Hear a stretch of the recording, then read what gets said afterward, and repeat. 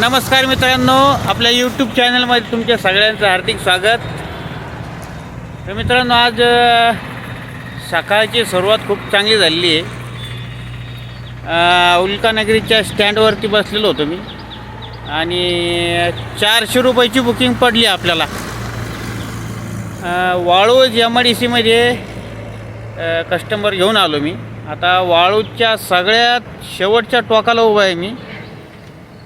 इटवा गाव, या बाई इटवा ग्रामपंचायतची मोठी कमान मागे दिसू लागली तुम्हाला. इटवा ग्रामपंचायत.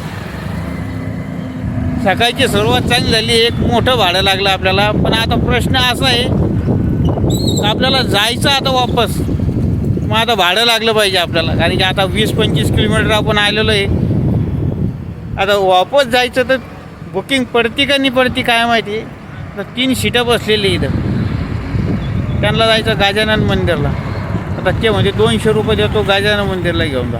तर इतक्या कमी भावात कसं जाता येईल आपल्याला? 22 किलोमीटर 200 रुपयात जाईन कसं तुम्ही सांगा.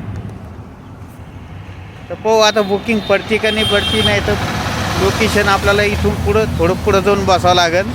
मग तिथं बुकिंग पाहावं लागेल पडती का नाही. मित्रांनो, भेटू आता पुढच्या व्हिडिओमध्ये. धन्यवाद.